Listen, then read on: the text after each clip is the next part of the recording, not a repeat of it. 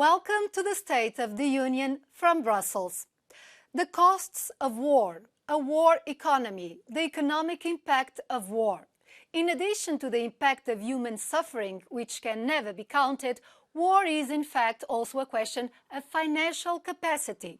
Since the Russian invasion 2 years ago, the EU and its member states have supported Ukraine with almost 88 billion euros, according to figures from last January. But the European Union has also decided to invest more in its own defense capacity. Some propose issuing common debt, others advocate using windfall profits from immobilized Russian assets. The Leaders' Summit in Brussels this week revolved a lot about how to get the necessary resources. There's a strong support to use, at the moment, being the windfall profits or proceeds of the immobilized assets for military purposes for Ukraine.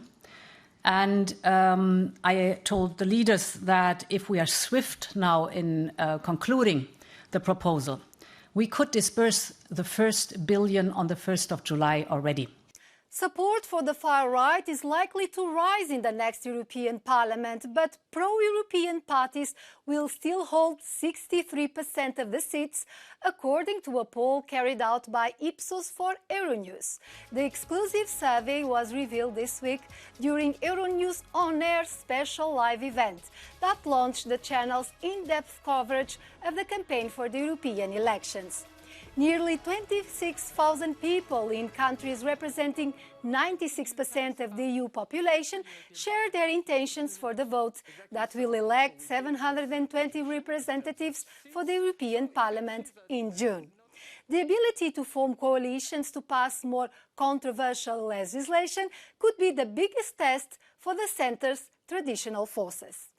We tried to see what would happen if the EPP, the Renew Group, and the ECR Group tried to form a coalition, and actually they don't have a coalition. It only makes for 46% of the MEPs, so it would be not enough to have a strong and stable coalition.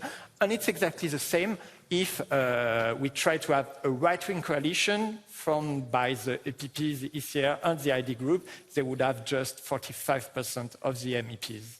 For the third year, the European Humanitarian Forum took place in Brussels with the goal of getting more funding for global needs that reached unprecedented levels.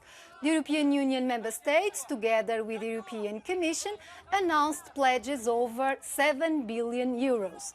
Projections indicate that nearly 300 million people around the world need humanitarian assistance.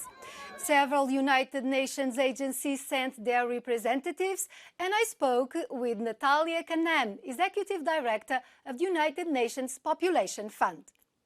Dr. Natalia Kanem, thank you very much for your presence in our program. One of the themes of the European Humanitarian Forum is funding gap and prioritization. Which areas this gap is widening, and what can be done in order to have more resources? The issue is women and children are always the ones who bear the worst of any crisis, humanitarian conflict and climate disaster being the most common reasons.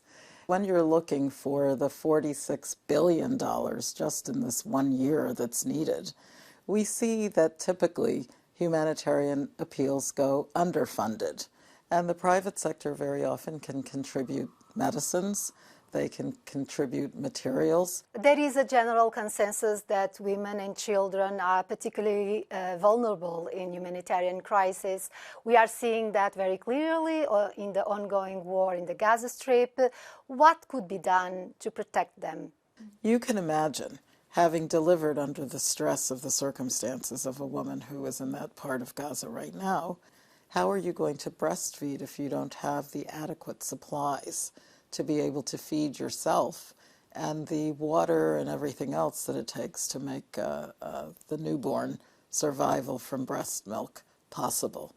So UNFPA and the entire UN system has joined in the call for a humanitarian ceasefire so that we can attend to people who are at their last stretch. Using sexual violence as a war weapon is unfortunately still very common, but also maybe sometimes undervalued. So what does the agency do in that term? Crimes against someone's body are some of the worst things that can happen to a woman or a girl. This is going to haunt them for the rest of their lives. So UNFPA is on the scene with the responsibility, first and foremost, to prevent, to help women, for example, with lighting, if they have to go to the latrine at night in a camp, for example. Sadly, unfortunately, we're seeing increasing incidents and more viciousness of these types of sexual assaults during conflict. And in that instance, UNFPA is there to provide the counseling, to provide the medical care that may be required.